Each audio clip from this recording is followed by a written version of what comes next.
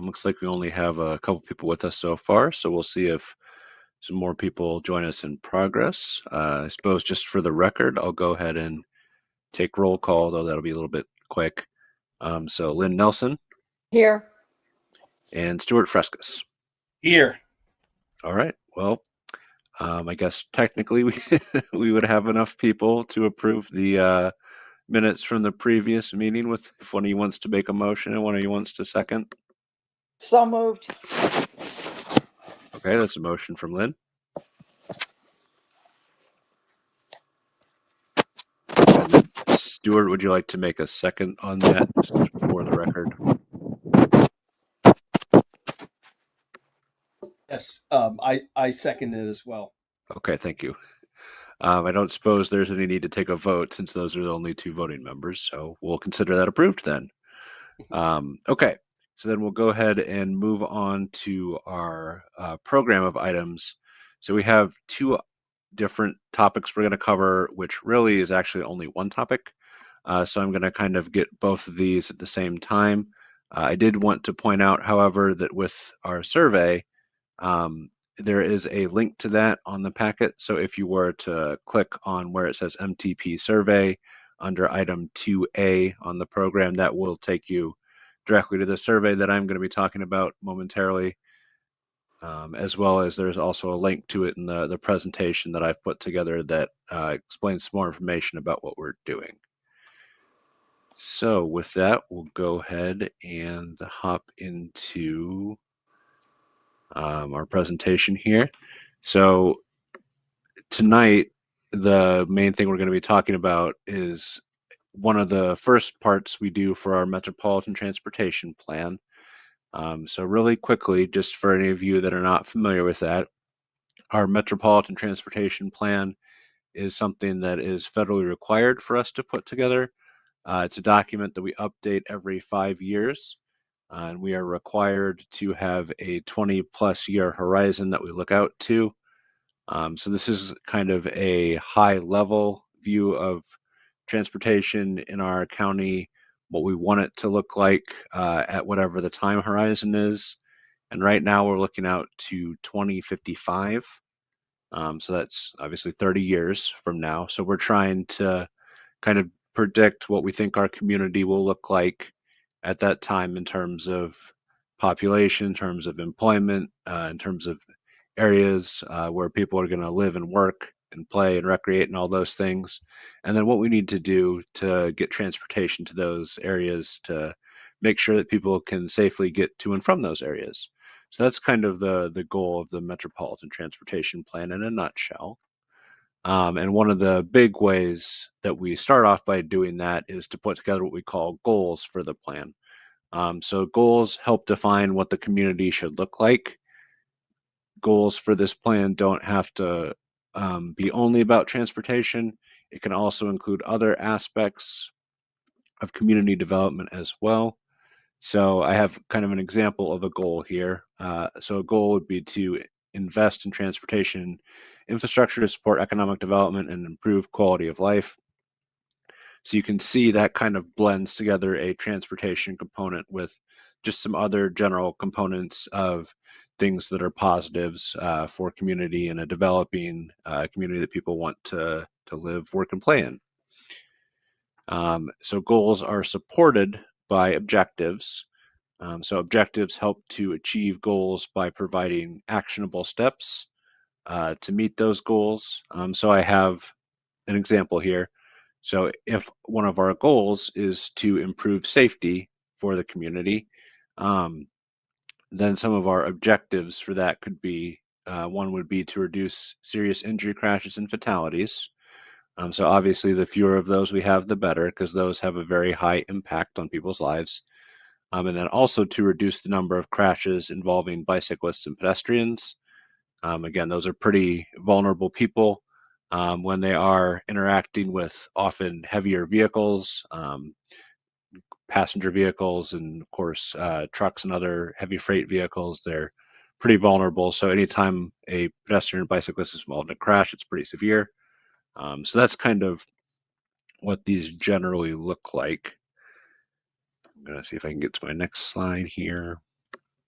Okay, so we have been working on developing draft goals and objectives. So we have been developing the, excuse me.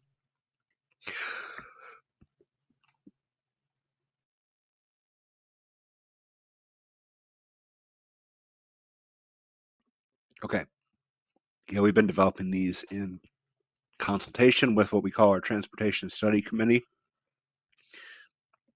So that's, I do apologize, gonna have to excuse myself to get some water here. I'll be right back.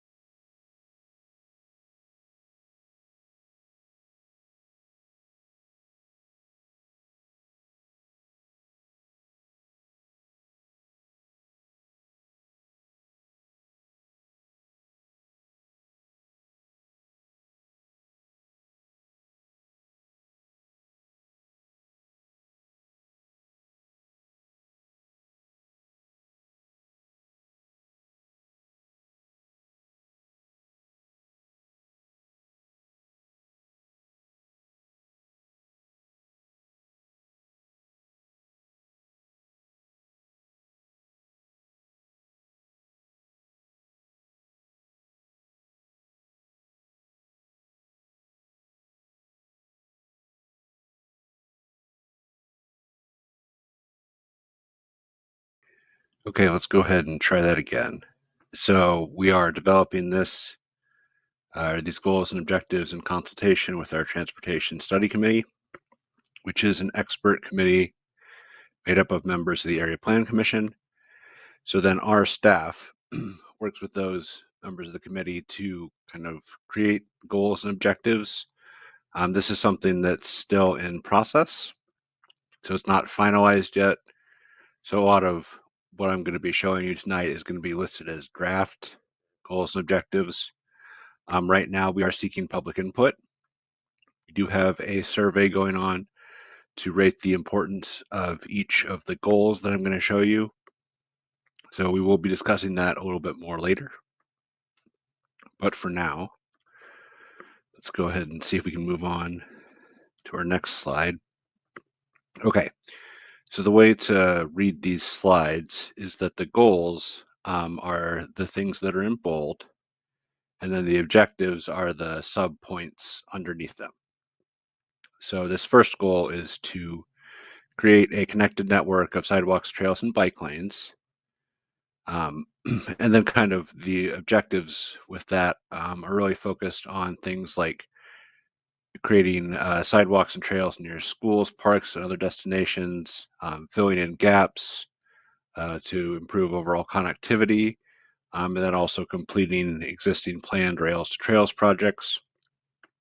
So what we're aiming for with this is to really have something where people can be on safe infrastructure when they're not in vehicles. So if someone is trying to walk or bike somewhere, maybe even walk a dog or push a stroller, we don't want them to have to be out in the road. That is not a safe place for them to be. So we're trying to give them specific dedicated infrastructure, such as sidewalks and trails, that will be able to get them to places, especially to schools, parks, etc. So one thing we know is that in our community, we don't necessarily have enough bus drivers to be able to bus all of the kids to school. Um, so TSC has started to encourage students to walk to school, which is great and fine for them, but we do want to make sure that those students can be getting to school safely.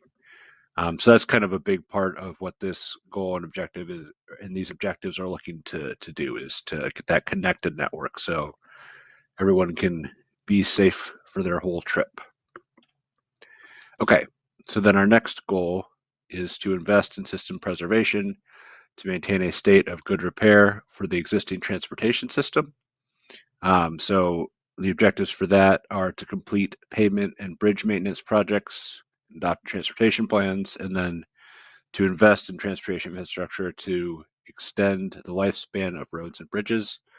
So kind of what we're thinking with this one is that obviously no one likes to drive on a road with a lot of potholes, and even worse would be to have a bridge collapse.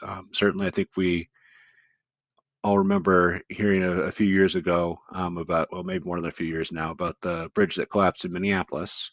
So that could be catastrophic for a community. We certainly don't want things like that to happen. So investing in infrastructure maintenance for our roads and bridges can help to make sure that people can get around without having to worry about those kinds of things. So that's basically what this goal and these objectives are aiming for. Okay, so then our next goal is to improve the efficiency and connectivity of the transportation system. So this one does have several different objectives that I'm going to walk through. So the first one is to improve traffic signal timing. The idea with this one is that if you can get through one traffic signal, but then you're stopped, at the next intersection, at the next signal, and then you go to the next intersection, you're stopped again at the next signal. That's not very efficient. That leaves you out on the road. You're losing your time. You're getting frustrated, as well as your vehicle just idling there is, potentially producing some harmful emissions that go to the environment, which isn't great either.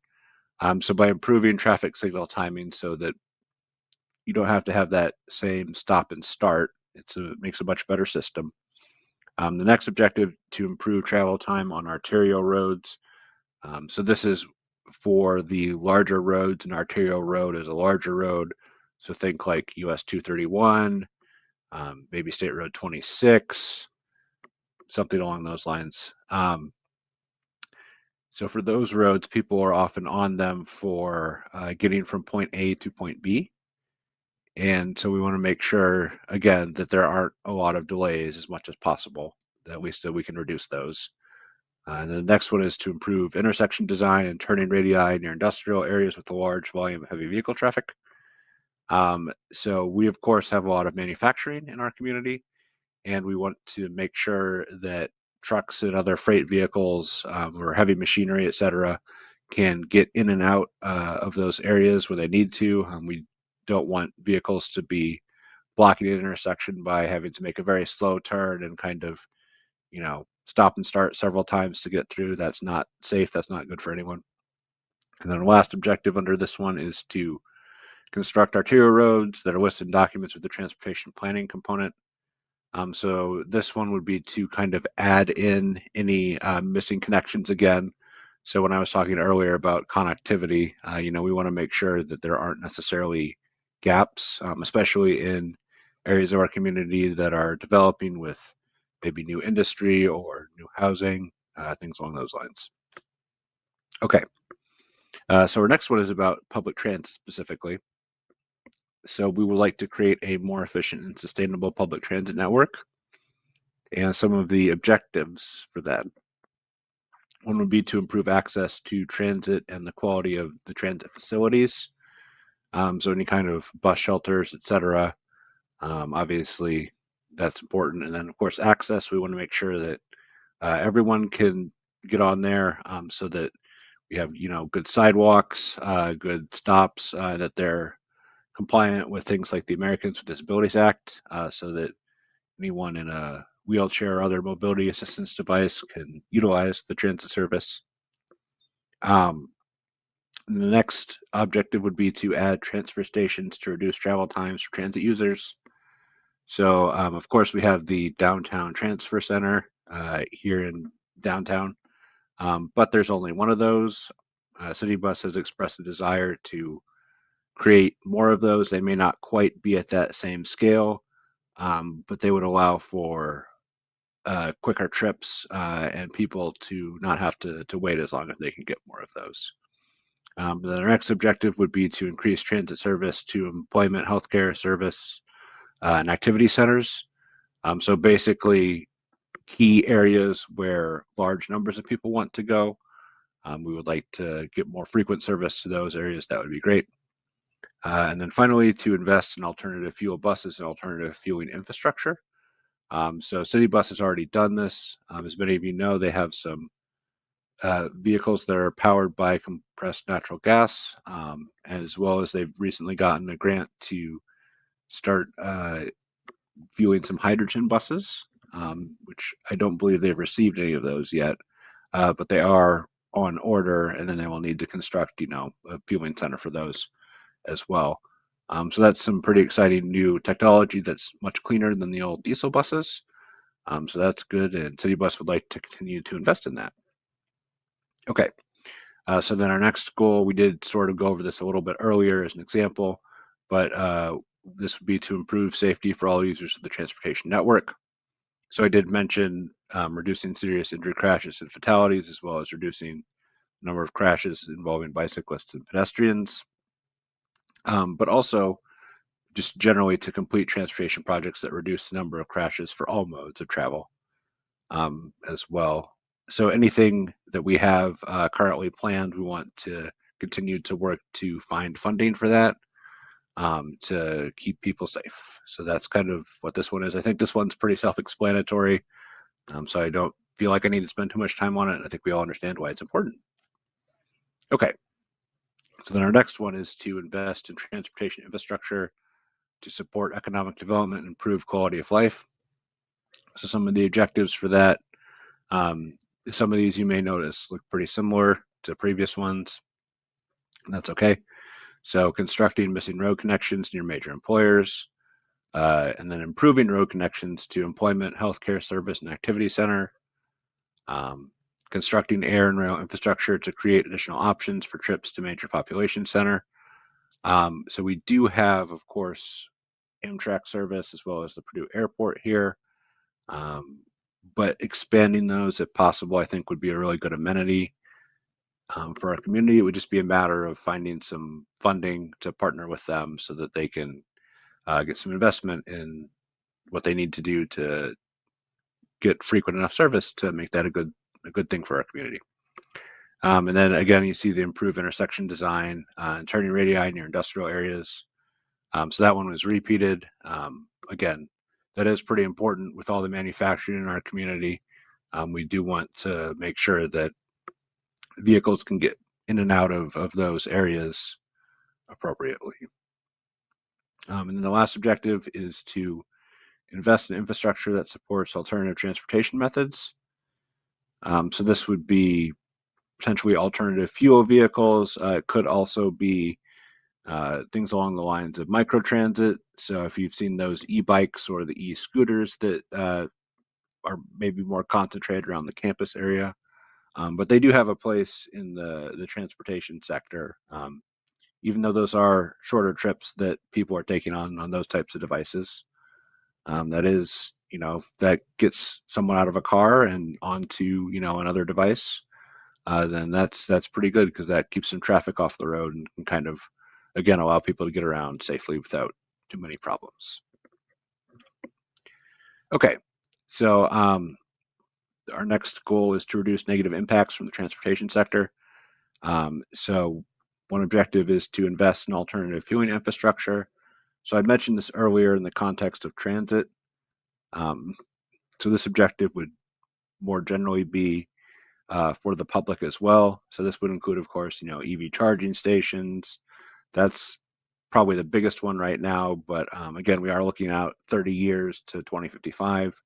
So there may be other technologies that car manufacturers are looking at that we might want to provide some fueling infrastructure for. And then this next one is pretty technical, so I'm going to try my best to explain this. So there is something that we are currently in called attainment status for the National Ambient Air Quality Standards designation. This is defined by the US EPA. And what this basically means is because we don't pollute to a certain level, we have low enough emissions that we are in good standing with this legislation. That helps us be a little bit more free with how we spend our funding. If we were to pollute more and cross over the threshold for this act, then we would have to start implementing certain types of projects with our funding that would be a little difficult and take away from other potential projects that we think are good. So it would just be a little more restrictive on us if we weren't in attainment with this legislation. So that's why one of our goals is to maintain that. I know that's a little technical, but it is important. Excuse me.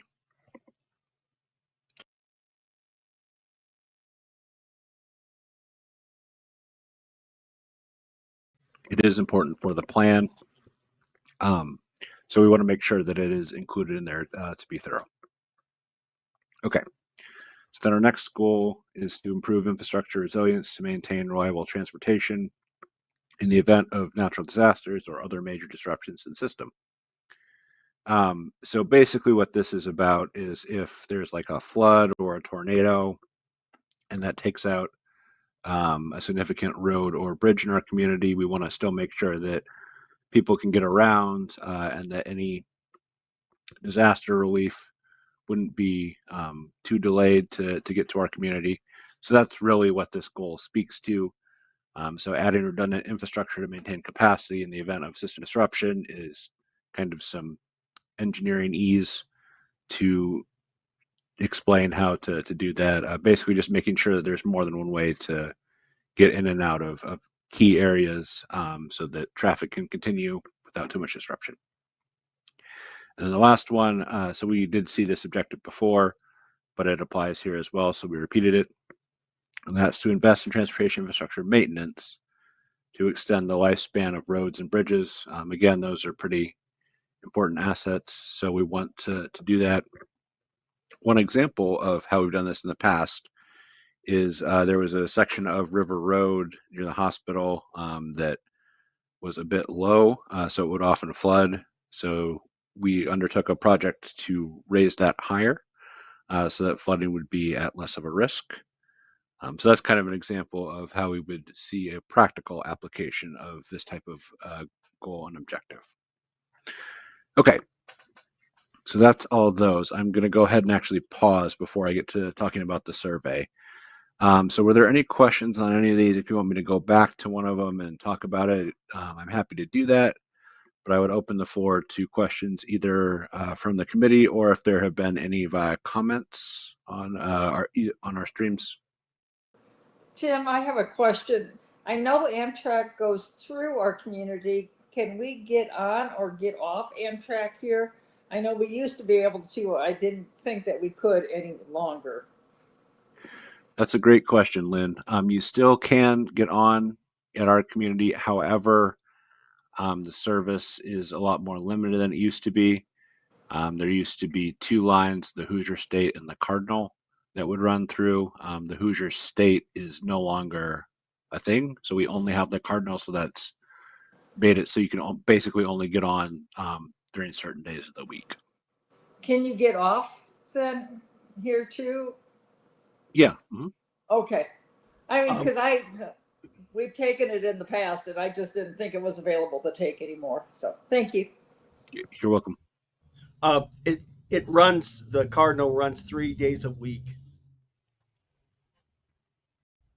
Right. Yeah. So like Stuart said, it's only limited. So it used to be when we had the Hoosier State would run on days the Cardinal didn't run. So you kind of had more options. But unfortunately, with the discontinuation of the Hoosier State line, we lost that. Any other questions?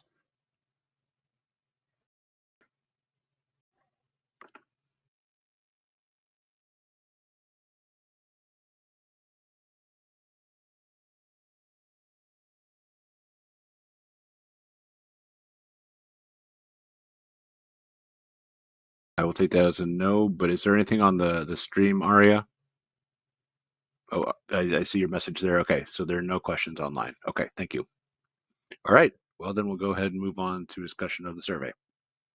Okay, so basically we do have a survey going on that prioritizes the importance of each of those goals. So those items in bold at the top of those last 8 slides I had.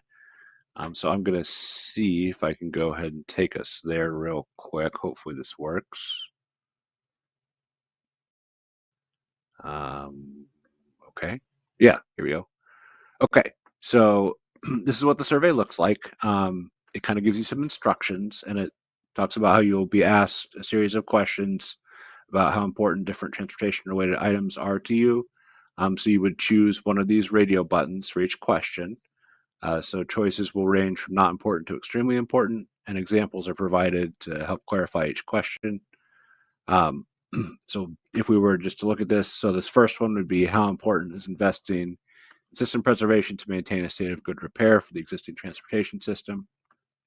So then our example for that is this is repaving streets for a smoother ride, etc. So if I think that's important, then I'll click there and then move on. Or maybe I think it's extremely important, maybe I'm not sure. The next one, how important is improving safety? So the example is reducing the number of fatality crashes. So perhaps this is extremely important. And then et cetera, et cetera. I would go on and click on all these. Okay, so that's what the survey looks like. There's only 8 questions. It would probably take people about 5 minutes, I'd say. So it should be pretty quick. We are looking for more responses to that. It is also available through our website. So we're trying to just kind of mention a lot of potential ways to get to that. And like I said earlier, it's also on the agenda that was sent around today. If you click on item 2 there at the top of the agenda, 2A, then it's also a link to the survey as well. That all takes you to the same place. So yeah, we would love your feedback. And we would also love for you to share this with anyone you know that might be interested in helping us out with that. And then once we get some more responses, that will kind of be used to decide which of those goals are the most important. Obviously, they all have some importance, but we do want a way to kind of rank them relative to each other. Nothing would be totally left out, but some of those might be more important than others. So we'll kind of see just what the community thinks about that. So that's the purpose of this survey. Has Any that been, questions? this is Lynn, has that been posted on Nextdoor? Yes, it was. It was posted on both Nextdoor and Facebook. All right, thanks. Yep, good question.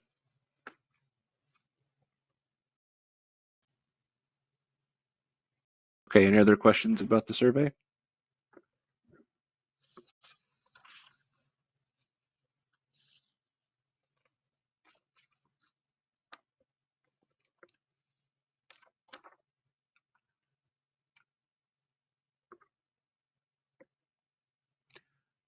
Okay, and I don't see anything online, so looks like we don't have any questions there either. Okay, so then we'll go ahead and move on to our next item on the agenda, which is just general questions, comments, suggestions. So if anyone has any of those, we would take those at this time. So I'll open the floor for anything. Just want to make sure that everyone has a chance to ask anything if they missed it earlier.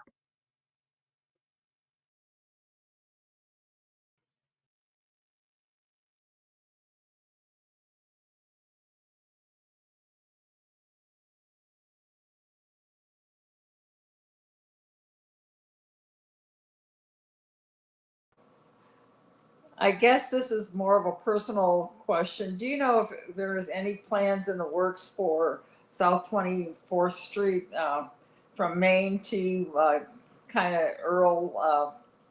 Because that's so many kids walk that street to and from school. I live on that street, so that I see people, and there's just no consistent sidewalk on that street. That's a great question. I know that the city does have a program to um, construct sidewalks where they're not. And I know that they are looking at a couple of the sidewalks that go to schools. I don't know offhand which ones those are because those are city projects. If you would like more information about that route specifically, Lynn, I would suggest that you contact the Lafayette City Engineer's office, and they could probably tell you if it's in the pipeline or if so, where it is, when that might be constructed, or if that might, if it's not, that might be something they might consider adding to that in a future year. So I would suggest that you contact Lafayette City Engineer's office Yeah, if you haven't well, already. I think they consider South 22nd Street the safe route to school because it connects both Oakland and Tecumseh and Jeff. But I just know a lot of kids, and so I'll reach out to the city. Thank you. Okay, thank you. That's definitely a very important question. So thank you for bringing that up.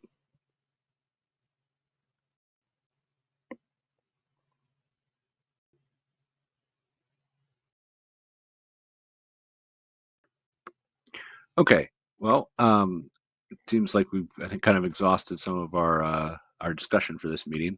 So thank you all for attending. I do apologize for break we had to take there for sudden onslaught of random coughing I had. Sorry about that. Thank you for sticking with me. And with that, I would like to mention our meeting dates for the rest of this year.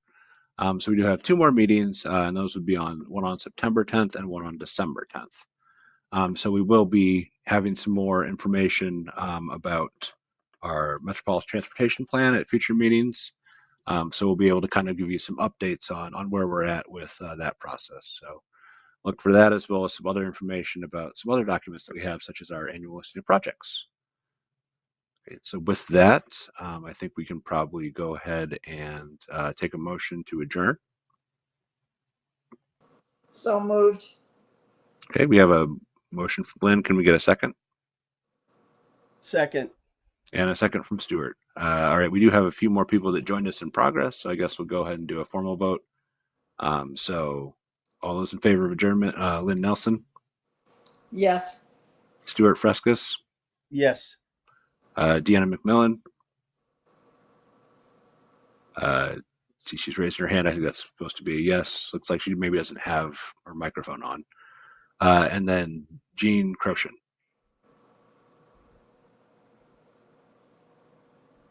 Yes. Okay. All right. Well, thank you all again for attending, and we are adjourned. Thank you. Everybody have a good evening. Thanks. Good night.